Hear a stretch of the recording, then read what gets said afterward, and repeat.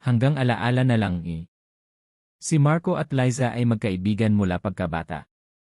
Sabay silang lumaki sa iisang barangay, sabay naglaro, sabay nangarap. Hindi nila inaasahan na ang pagkakaibigang iyon ay mauwi sa pagmamahalan. Sa kabila ng kahirapan, mas pinili nilang kumapit sa isa't isa. Pagka-graduate ng high school, nagdesisyon silang magsama na, kahit walang basbas ng magulang. Bunga ng kanilang pagmamahalan ang isang batang babae na pinangalanan nilang Mia sa una, maayos ang lahat, simple lang ang buhay, pero masaya.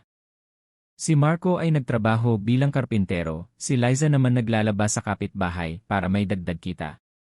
Ngunit dumating ang panahon na kinailangan ni Marco umalis at mangibang bansa. Para sa inyo ito, sabi niya kay Liza habang yakap ang kanilang anak. Puno ng pangarap ang kanilang mga mata. Pero habang tumatagal ang pagkakalayo, unti-unting nagbago ang lahat.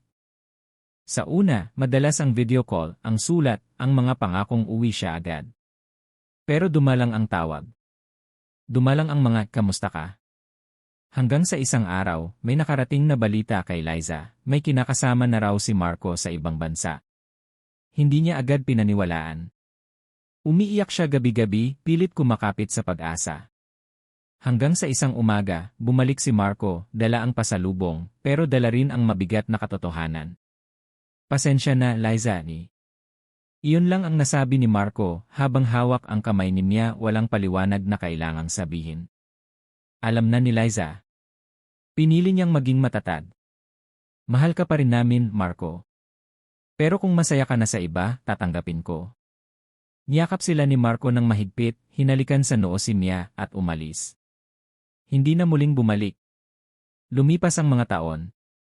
Si Mia ay lumaki na isang matalinong bata. Pero sa bawat school program na may Father's Day tribute, palagi siyang tahimik lang sa isang sulok. Si Liza, tuwing gabi, tinititigan ang lumang family picture na kinunan noong isang taon pa lang si Mia, nakangiti sila noon, buo. Pero ngayon, alaala na lang. Sa huling bahagi ng buhay niya, naiintindihan na rin ni Liza, may mga taong darating sa buhay mo para turuan kang magmahal, pero hindi lahat ay mananatili.